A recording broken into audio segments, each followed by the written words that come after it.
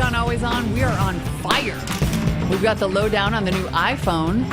I drop test myself. The original Kindle gets a pool party, and we unbox the new 7-inch Kindle Fire HD. Always On is on.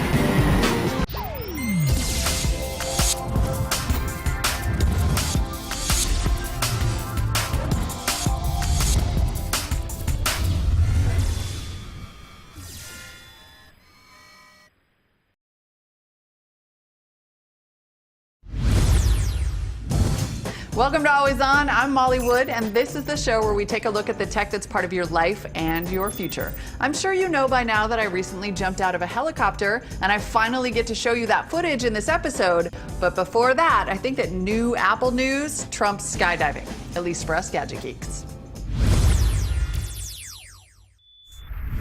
The iPhone 5 has landed. Well, almost. Some of you have probably already pre-ordered. If you haven't, you can get in line on September 21st at your local Apple store and get your hands on the latest generation of iPhone. Good morning. Tim Cook unveiled the iPhone 5 last week, and like every new Apple product, it is thinner and lighter than the last model. It's also bigger. It now has a 4-inch Retina display, so you'll get a whole extra row for apps. That is not as big as some of the flagship Android phones like the 4.8-inch Galaxy S3, but I'm sure that extra row of icons will make a lot of people happy. Plus, the new iPhone has a 16:9 aspect ratio with an 1136x640 resolution. HD videos should look great, but third-party apps, at least at first, will have black bars on the side, like SD commercials on TV. Big news is the inclusion of 4G LTE. Here in the US, that means AT&T, Verizon, and Sprint all cash in on the new iPhone. T-Mobile, not at all. With 4G, though, could come worse battery life. Apple is claiming you'll get 8 hours of browsing time and 8 hours of talk time. Obviously, we're going to test that in the CNET lab. I suggest you be prepared to carry an extra charger or maybe one of those Mophie juice packs. Keeping up with the data speeds, the iPhone 5 will have an A6 processor that is supposedly twice as fast as the A5 chip found in the iPhone 4S. The camera stays 8 megapixels with some welcome tweaks. Panorama mode, sorry app makers, and a sapphire crystal lens cover for more protection. Also, the front-facing camera finally goes HD. Other big changes? How about this? The iPhone 5 will have an all-new, much smaller dock connector called Lightning that's not compatible with any of your old accessories. Personally, I can see why Apple wanted to dump the old 30-pin connector for smaller devices, but I would have liked to see them go with the industry standard micro USB instead. Same size, less waste, fewer $29 cables to buy. And the iPhone comes with redesigned earphones, the new EarPods, which reviewers are loving. The cost is the same, $199 for 16 gigs, $299 for 32, $399 for 64, and it comes in black and white. Apple was hardly the only company with some big news lately. Everyone is announcing products, including Amazon, which has a whole slate of new Kindles for us to play with.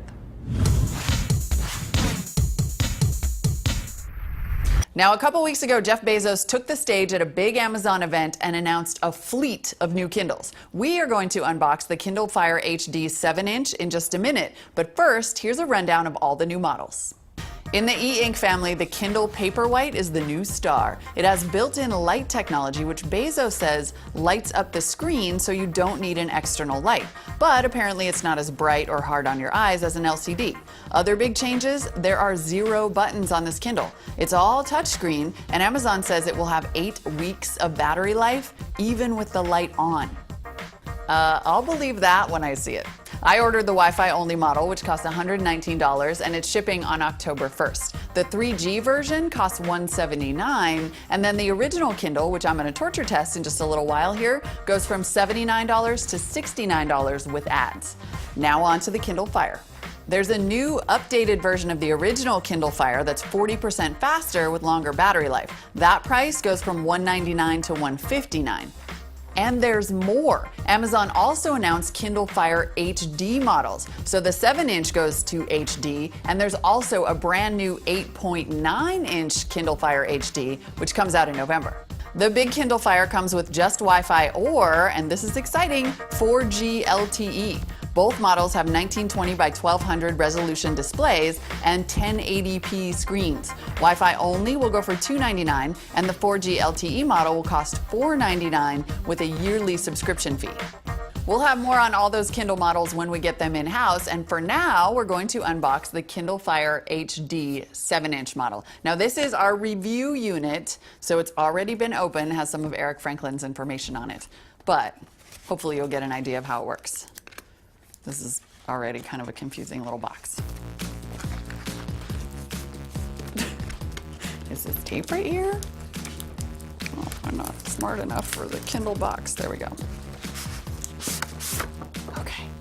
Looks very much like kind of the standard Kindle packaging, but black this time. Ooh, oh wow.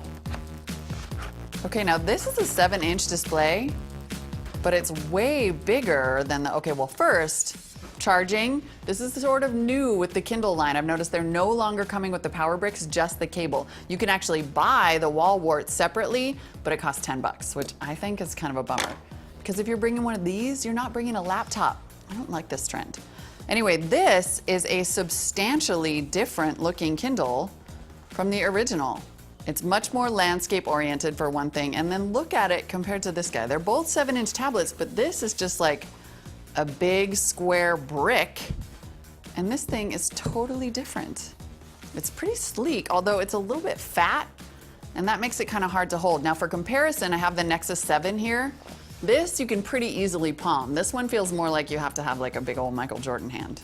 The camera is located in the middle here. So if you were doing video conferencing, now the original Kindle Fire didn't have a camera at all. This one has a front-facing camera, and I think it comes with Skype built in.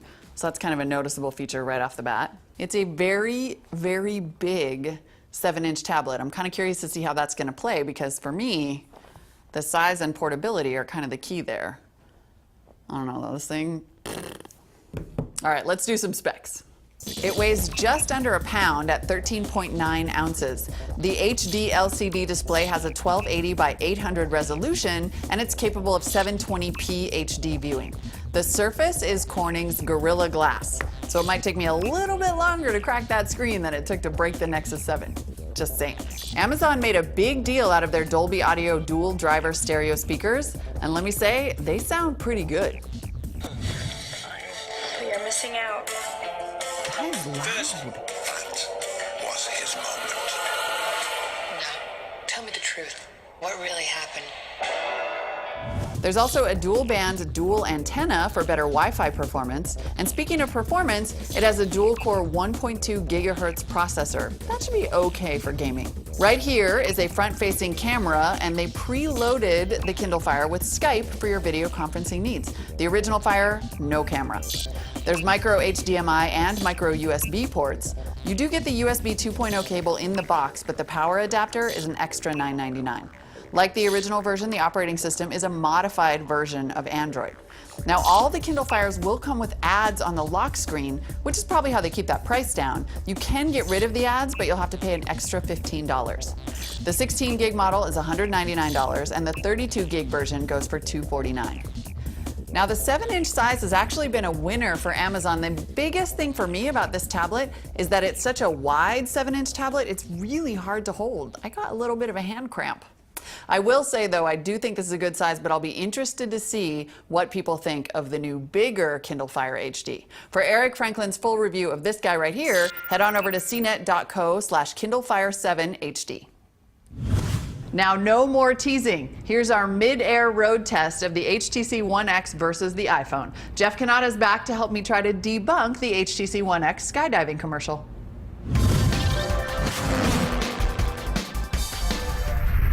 All right, we're here with the road test of the HTC One X, kind of. I think it's more of a sky test. I think it kind of is a sky test. In fact, it is literally a sky test. We're going to get in that helicopter right there, go up, try to recreate the One X commercial where we do a little mini fashion shoot in the sky. But this is not the only phone or human jumping out of that helicopter No, today. I've got an iPhone, and I'm going to try to see if I can take a photo that's better than your photo while plummeting toward the Earth. That is totally not going to happen because neither of us is going to take any photos. But if one of us does, it's going to be me. It's on. It's on, Molly. It's always on. It's always on.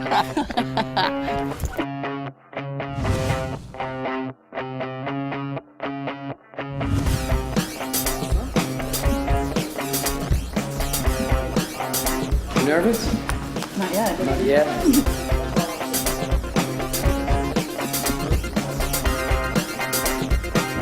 like a pineapple, okay? Put your hips out, your head back, and your feet go up like this, okay? Kind of like this. Perfect. All right, ready to skydive. This is what people normally wear when they skydive, right?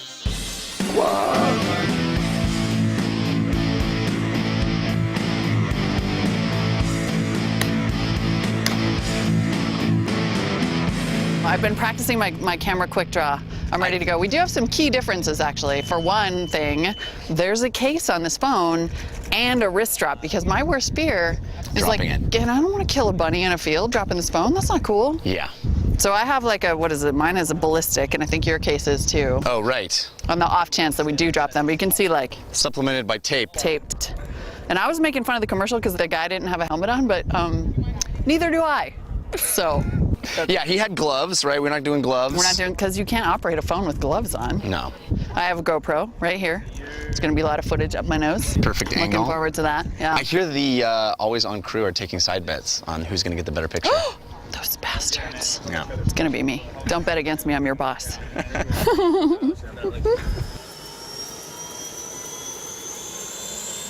Okay.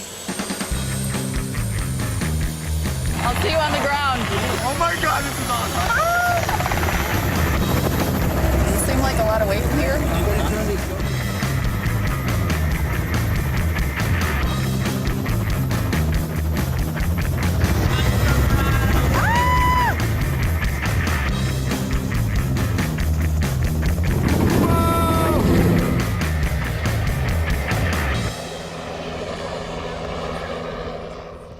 And scene. What will happen next? Will I hurl in midair? Will Jeff choke? Will either of us get the shot? You'll find out a little later in the show, so just keep watching. Now, I don't know about you, but I am feeling a little anxious after watching that skydiving footage. Let's torture a gadget to get some of the stress out.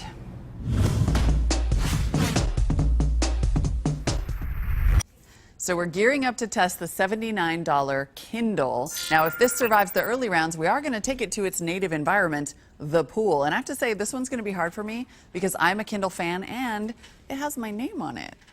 Here we go. Time for the opposite of a day at the pool, into the freezer.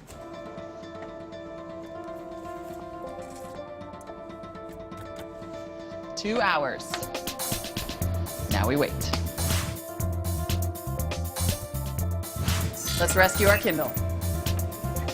Hello, little buddy. Okay. We got some ice, some crystals. Oh, it's so like, the crystals are kind of pretty. Let's see if it turns on. The power button is frozen. The power button does not depress. Oh dear. Oh, it's trying. It's trying. Look at the screen. So it's sort of on. Clearly the e-ink is just a little bit frozen. We'll let it thaw for about 30 minutes, see how it's doing before we cook it.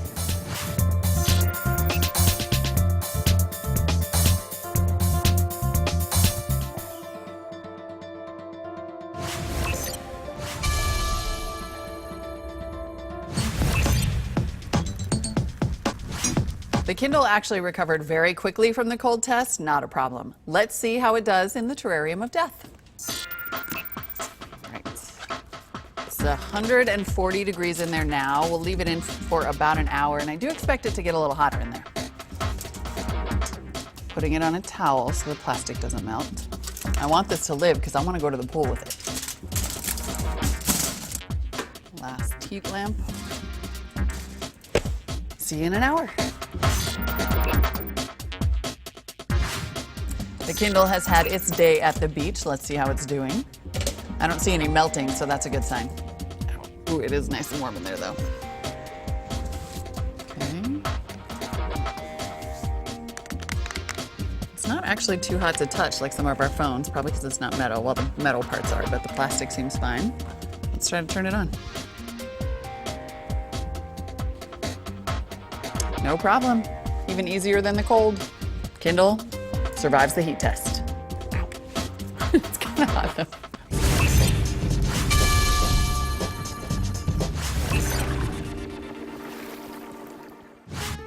Now Now the great thing about the Kindle is that its e-ink screen is clearly visible in the sunshine, which we thought suggested an obvious, if somewhat luxurious, water test.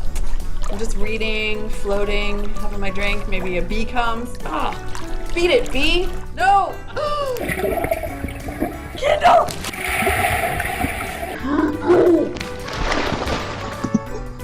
Where are you? Ooh, that is pretty far down there. Can I get an intern? Brett, did you get this? No! The hair! Thanks.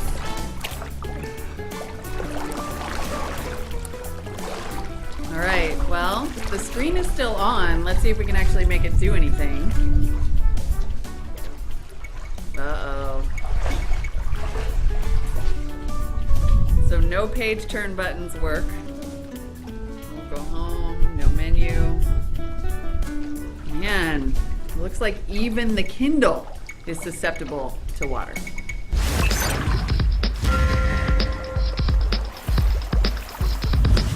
Poor little Kindle. We threw it in that pool a lot of times, and we did try to revive it, but when we plugged it in to see if it would come back to life, it got so hot, I thought it might explode. This thing is officially dead, and it's stuck on the first page of 50 Shades of Grey. How embarrassing.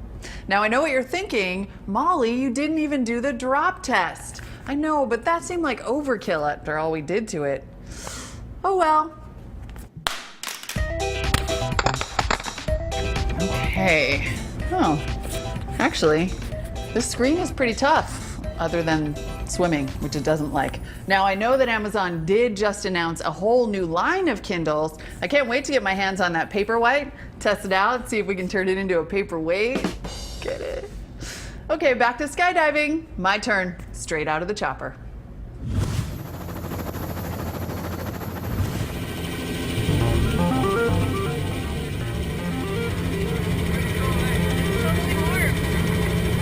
No bugs up here, I bet. They're like flat on my hand.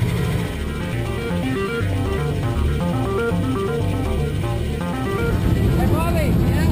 How you doing? Awesome. You getting nervous? When I look down. Still not yet. I don't know why not, but not yet.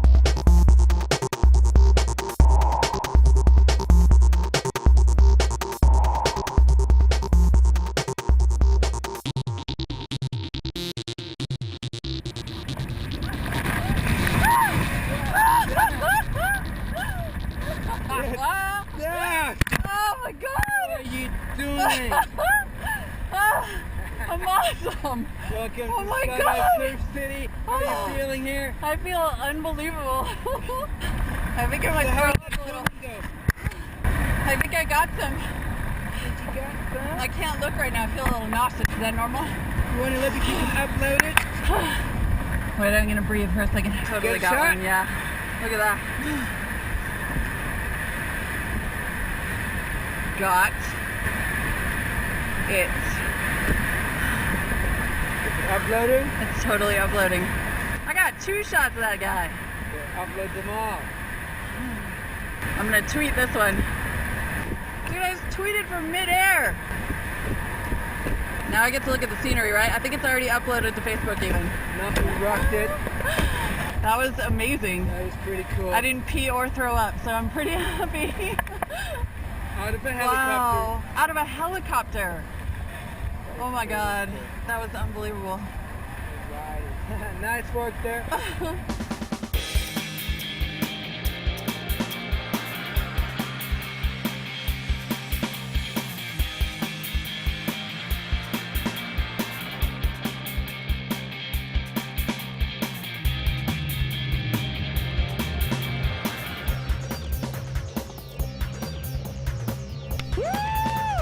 Yeah!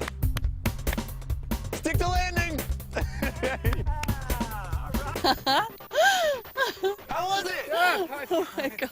You got it. Beautiful. You are my High five. hero.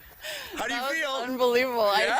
I thought I might throw up, but I didn't. I believe I've already uploaded my pictures to both Facebook and Twitter. Oh Boom! my gosh. So you got pictures of... I got pictures of the so Birdman, good, friend. and Moment, I think.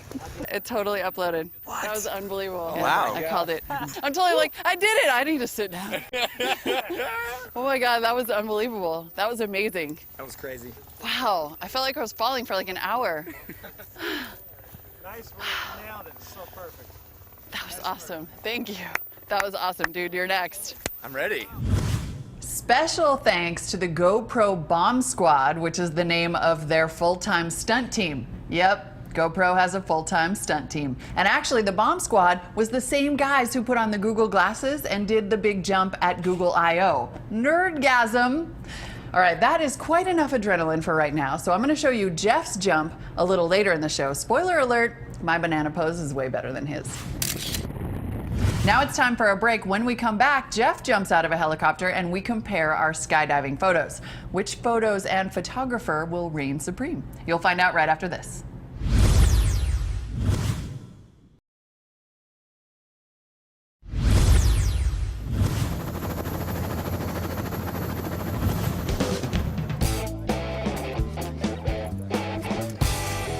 How you feeling about the jump? Pretty good? I'm really excited. Nice. Yeah. Just relax, stay excited. It's amazingly peaceful up there. It really feels like we're floating. Just enjoy the ride. And if you feel tense anytime, just let out a big scream, you know, woohoo! Woohoo. Always helps I'll be doing out, that. you know? I have a job to do in the sky, though. This is not just for fun.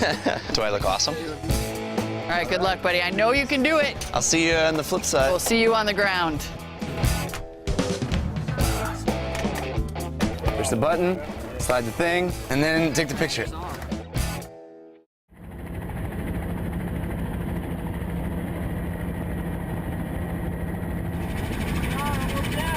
Let's do it!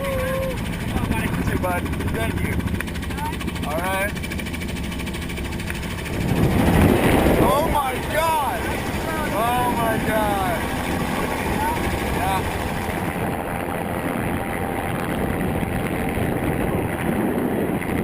Oh my God!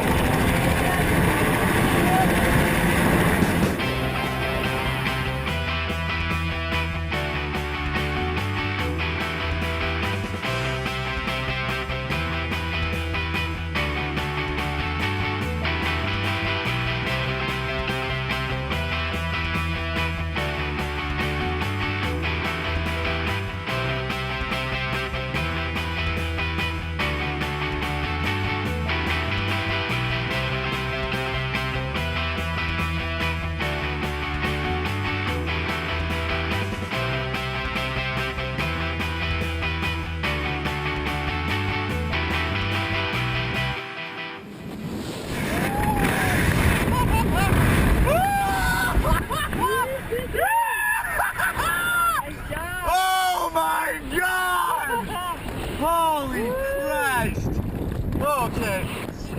Here we go with an open parachute. How you feeling? Oh, it feels amazing. You got the shot? Oh, I think I did. Oh yeah. Holy. Oh my God. Oh, it's gorgeous. I can't believe I'm looking at my phone right now.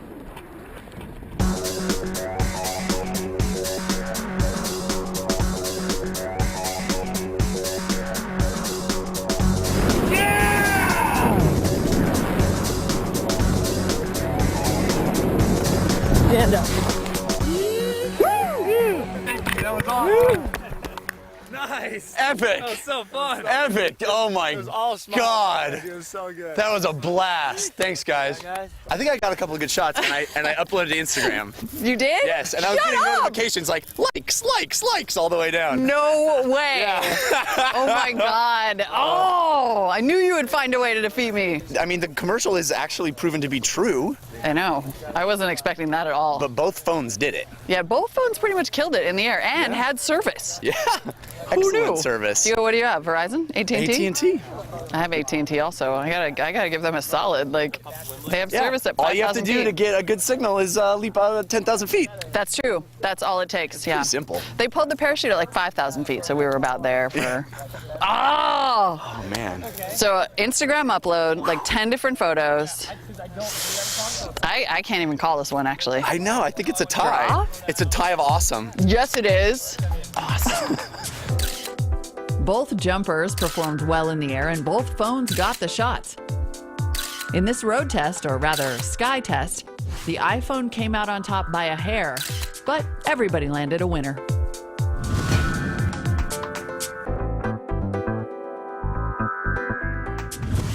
Although it lost the road test, the HTC One X and its new camera lens are no slouches. I really enjoyed my time with that phone. I'm even thinking about torturing it sometime in the next season.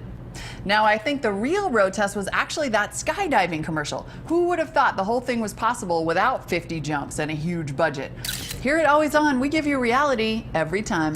And speaking of you, dear viewer, time for the mailbag.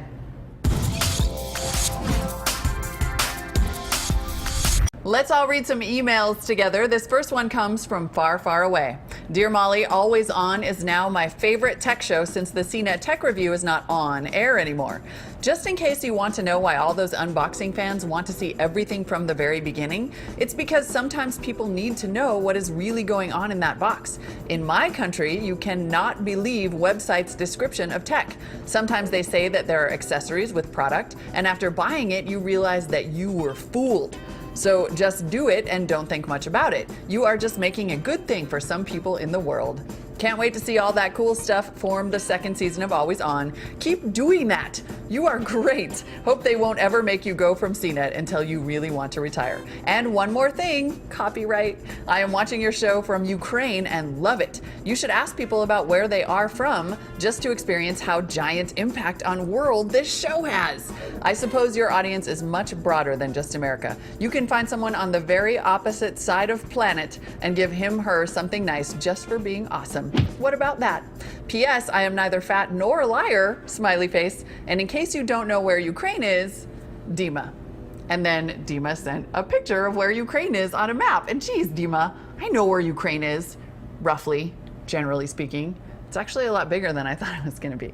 Thanks for sending that. And thanks for the good point about the unboxing. We don't have that problem so much, but point taken.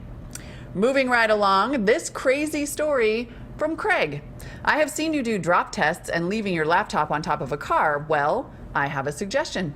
As many areas are adopting no texting laws, I was inspired by a recent story I heard. I am a police officer, and a colleague was following a woman who was swerving around in her lane while texting. When he pulled alongside, she was driving about 50 kilometers per hour. When she saw him, she threw her phone out the passenger window, trying to be discreet. When he stopped her, she tried to convince him he must be mistaken, as she had no cell phone with her. When he went back and retrieved the phone, iPhone 4S, it was well broken. He let her go with a warning. There you have it, testing in reality. Throw your phone out of a moving vehicle. Wait, what? She threw her phone out a car going about 30 miles per hour? Have you heard anything about California's littering laws? Because believe me, if you got caught texting while driving and throwing a phone out of the window, I think you would end up on Alcatraz. I don't think we're going to try that one. All right, next up, a nice big generic question from Zane. I am planning in buying a cell phone in next November 2013. Which phone should I get? New phones?